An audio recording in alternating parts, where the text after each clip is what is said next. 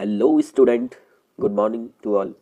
तो आज हम सभी क्लास 6 एनसीईआरटी सिविक्स की चैप्टर नंबर 4 को पढ़ने वाले हैं। तो ये जो चैप्टर है ये लोकतांत्रिक सरकार के मुख्य तत्व। तो आज हम इस चैप्टर में पढ़ेंगे कि लोकतांत्रिक सरकार के कामों को प्रभावित करने वाली कुछ मुख्य बातों के बारे में। लोकतांत्रिक सरकार में लोगों की भागीदारी, समस्याओं का समाधान, समानता एवं न्याय के विचार शामिल होते हैं और ये सभी जो है वो लोकतांत्रिक व्यवस्था को सफल बनाते हैं। ठीक है। तो आप हमें ये बताएं कि अगर लोकतांत्रिक व्यवस्था ना हो तो क्या होगा। तो आइए इस चैप्टर में हम दक्षिण अफ्रीका के से रिलेटेड एक केस स्टडी है उसके बारे में पहले पढ़ेंगे। ठीक है। तो आप यहाँ देख पा रहे हैं कि यह है दक्षिण अफ्रीका। ठीक है।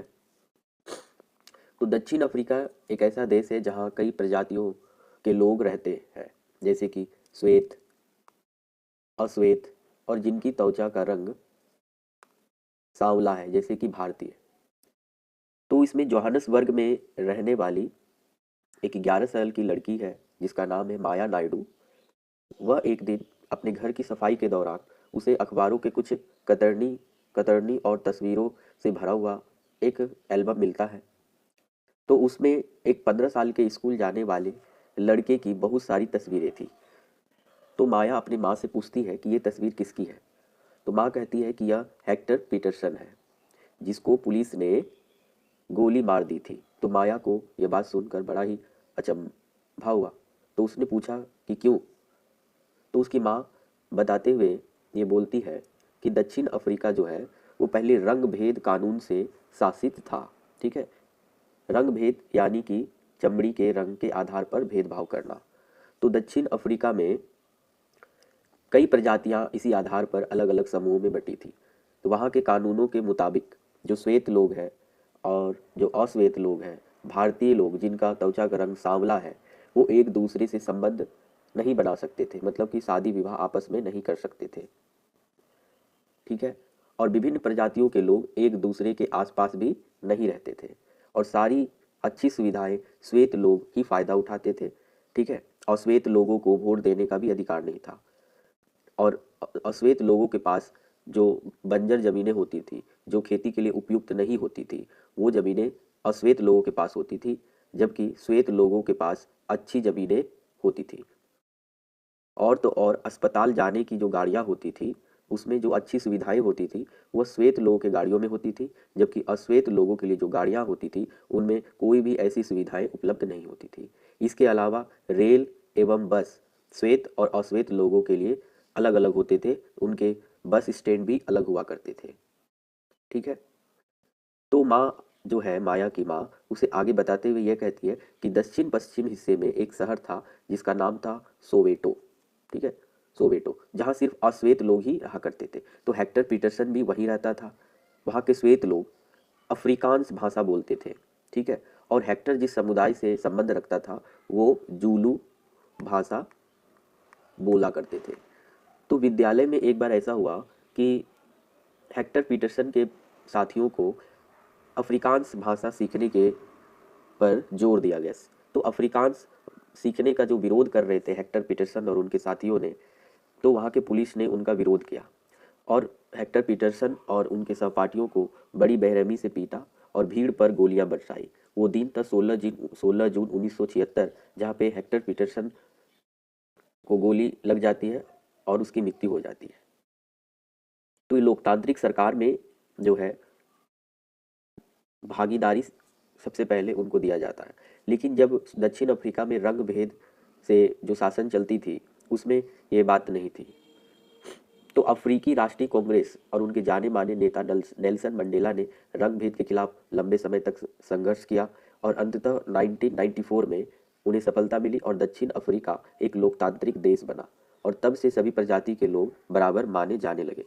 यानी कि 1994 से पहले जो चीज़ें थी, है ना, श्वेत और अश्वेत लोगों के बीच में लंबे संघर्ष चल रहे थे। तो हेक्टर और उसके साथी किस बात के लिए संघर्ष कर रहे थे आप कमेंट में बताएंगे। ठीक है। वो कौन सी भाषा थी जो हेक्टर पीटरसन सीखना चाहता था और वो कौन सी भाषा थी जिसका हेक्टर और उसके साथी विरोध कर रहे थे।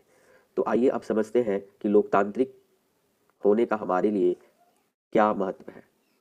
तो सबसे पहले जो हमारा लोकतांत्रिक सरकार के मुख्य तत्व में जो पहली चीज आती है वो होती है भागीदारी। यह हमें नियमित रूप से चुनाव करने का अधिकार देती है। और भी कई चीजें जिसके द्वारा लोकतंत्र में लोग निर्णय लेते हैं। चुनाव में वोट देकर के वे अपने प्रतिनिधि को चुनते हैं और ऐसा माना जाता है कि वो प्रतिनिधि ही लोगों की तरफ से निर्णय लेते हैं। ठीक है, और प्रतिनिधि निर्णय लेते वक्त लोगों की जरूरतों और मांगों का ध्यान में रखेंगे। तो ये चीजें हैं। तो सभी सरकार को एक निश्चित समय के लिए चुना जाता है। भारत में इसकी अवधि 5 वर्ष है और एक बार चुने जाने के बाद सरकार 5 वर्ष तक सत्ता में रहती है, शासन में रहती है। और सरकार का फिर से सत्ता में आना तभी संभव होता है जब लोग उसे बार बार चुने। और लोग उसे बार बार तब चुनेंगे जब सत्ता में आने के बाद जो सरकार है वो लोगों के मांगों का ध्यान रखे। ठीक है, इस तरह से नियमित चुनाव होने से लोगों का सरकार पर नियंत्रण बना रहता है। तो यहाँ पे क्वेश्चन होता है कि नियमित रूप से चुनाव क्यों होती है? ताकि लोगों का सरकार पर नियंत्रण बना रहे। भागीदारी के अन्य तरीके। चुनाव के पश्चात एक लोकतांत्रिक सरकार का निर्माण होता है और उसमें सरकार के निर्णयों और नीतियों में लोगों के भाग लेने के भी और भी कई तरीके हैं। सरकार मनमाने ढंग से अपना काम नहीं कर सकती है, उनको लोगों के निर्णय और मांगों का भी ख्याल रखना पड़ता है। उदाहरण के लिए अगस्त 2005 में, ये भारत की बात है कि अगस्त 2005 में एक खास सरकार बनती है और वो क्या करती है, बिजली का किराया बढ़ा देती है। तो लोग उसका विरोध करते हैं, वो भी बहुत ही तीखे रूप से। लोगों ने जुलूस निकाले, हस्ताक्षर अभियान चलाए। तो सरकार भी अपने निर्णय के पक्ष में तर्क देती है। तो सरकार ने भी अपना तर्क दिया, लेकिन लोग नहीं समझे और अंततः उसे अपनी मांग, लोगों की मांग माननी पड़ी और बिजली के बढ़ाए गए दामों को घटाना पड़ा। तो सरकार को अपना निर्णय बदलना पड़ा क्योंकि वो आम जनता के प्रति जिम्मेदार है। तो लोकतांत्रिक सरकार में हम भागीदारी के अन्य तरीके जैसे कि धरने, जुलूस, हड़ताल, हस्ताक्षर अभियान आदि करके हम सरकार के निर्णयों का विरोध कर सकते हैं अगर वो न्याय संगत नहीं है। और ये सभी करके हम उन अन्य जो जो चीज़ें न्याय संगत नहीं है उन्हें हम सरकार के सामने ला सकते हैं। तो जो अखबारें हैं, जो टेलीविज़न है, पत्रिकाएं हैं, ये जनता से जुड़े मुद्दों और सरकार की जिम्मेदारियों पर चर्चा करती है और इसलिए यह महत्वपूर्ण भूमिका निभाती है। तो बहुत सारे ऐसे भी वर्ग हैं जो एक अन्य तरीका से सरकार से अपनी बातें मनवाती है या अपनी बातें सामने लाती है। ठीक है, वो तरीका जो है वो है आंदोलन। और ये आंदोलन कौन से वर्ग के लोग करते हैं? जैसे कि दलितों, आदिवासियों, अल्पसंख्यकों, महिलाओं एवं अन्य लोगों की भागीदारी अक्सर इन आंदोलनों के जरिए ही हो पाती है। तो सरकार के सामने अपनी चीज़ों लाने का एक अन्य तरीका एक आंदोलन भी है और ये आंदोलन इन वर्ग के लोग ज़्यादातर करते हैं। अब हम पढ़ते हैं कि विवादों का समाधान। तो आपने माया की कहानी में पढ़ा कि कैसे विवादों या समस्याओं के समाधान के लिए कई बार हिंसा का प्रयोग किया जाता है। तो ऐसा इसलिए होता है क्योंकि एक समूह यह मान लेता है कि दूसरे समूह का विरोध करने से रोकने के लिए बल का इस्तेमाल करना उचित है, जो कि आप माया के केस स्टडी में आपने देखा। तो विवाद तब उभरता है जब विभिन्न संस्कृतियों, धर्मों, क्षेत्रों और आर्थिक पृष्ठभूमि के लोग एक दूसरे के साथ तालमेल नहीं बिठा पाते हैं। ऐसा तब भी होता है जब कुछ लोगों को लगता है कि उनके साथ भेदभाव किया जा रहा है। तो लोग अपनी विवादों को खत्म करने के लिए हिंसात्मक तरीके भी अपनाते हैं, जिससे अन्य लोगों में भय और असुरक्षा की भावना फैलती है। तो सरकार की ये जिम्मेदारी होती है कि वो विवादों का समाधान करे। तो लोकतांत्रिक सरकार के एक अन्य तत्व यहाँ पे हुई है कि समस्याओं का समाधान। ठीक है, पहली चीज़ थी भागीदारी और दूसरी चीज़ है समस्याओं का। कई बार जो है धार्मिक जुलूस, उत्सव, है ना, कई बार समस्या का कारण बनते हैं। जैसे धार्मिक जुलूस किसी रास्ते पर निकलते हैं तो कई बार विवाद का कारण बन जाता है, कई बार हिंसा भड़कने का खतरा रहता है। कभी कभी जुलूस के लोग उत्तेजित हो जाते हैं, कभी लोग जुलूस पर पत्थर फेंकने या उसे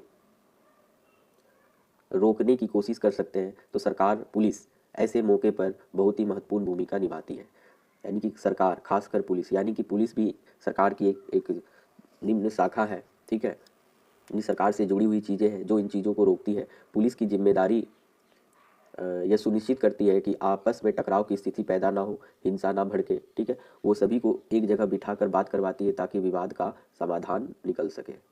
तो इसके लिए भारतीय संविधान में बुनियादी नियम, ठीक है, और कानून दिए गए हैं जिससे कि सरकार और लोग इन चीज़ों का उपयोग करके समस्या का समाधान कर सके।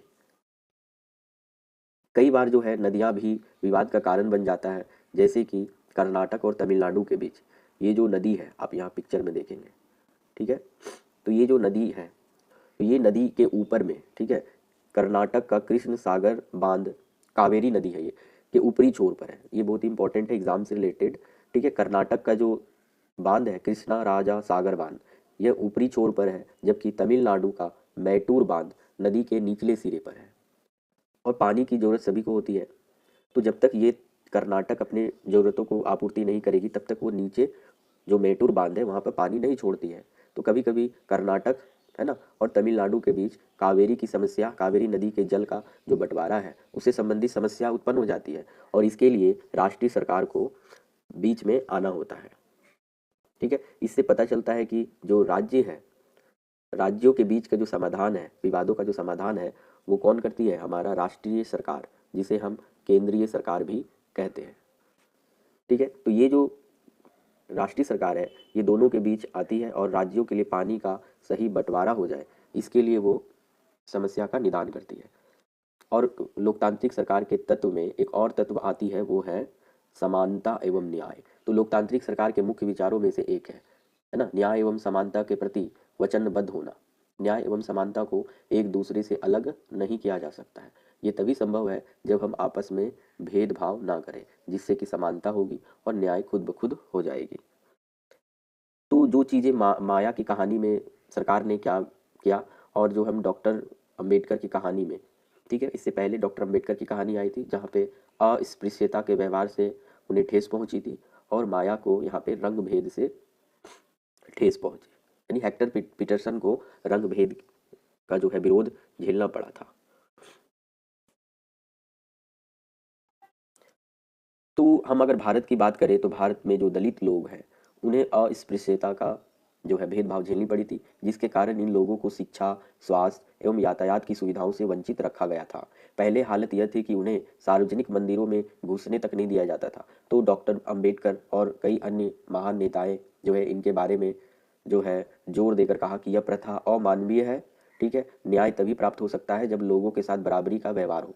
तो सरकार भी समानता और न्याय की जरूरत को पहचानती है और उन समूहों के लिए विशेष प्रावधान करती है जो समाज में अब भी बराबर नहीं माने जा रहे, ठीक है। तो हमारे समाज में आम प्रवृत्ति है कि लोग लड़कों की देखभाल लड़की से ज़्यादा करते हैं। इसका मतलब समाज लड़कियों को उतना महत्व नहीं देता जितना कि लड़कों को दिया जाता है, लेकिन यह धारणा गलत एवं अन्यायपूर्ण है। तो इसे दूर करने के लिए सरकार कई कदम उठाते हैं। सरकार ने कुछ विशेष प्रावधान भी किए हैं, जैसे लड़कियों के जो फीस है, स्कूल फीस है, उनमें छूट दी गई ताकि लड़कियां भी अपनी शिक्षा को पूरा कर सकें। तो दोस्तों, मैंने ये चैप्टर बहुत ही आसान शब्दों में आपको समझा दिया। अगर वीडियो अच्छी लगी तो प्लीज़ लाइक कीजिएगा और चैनल को सब्सक्राइब जरूर कीजिएगा, ठीक है। और ये चैप्टर जो था वो है हमारा लोकतांत्रिक सरकार के मुख्य तत्व। इससे पहले भी 3 वीडियो अपलोड हो चुकी है, आप चाहे तो उसे भी देख सकते हैं। इस तरह करके हम एक एक करके इनके सारे चैप्टर को कंप्लीट करेंगे। और वीडियो में कुछ कमी है तो आप कमेंट बॉक्स में बताएं कि आपको किस तरह की वीडियो चाहिए, आप उसके बारे में कमेंट कर सकते हैं। Thank you, have a nice day.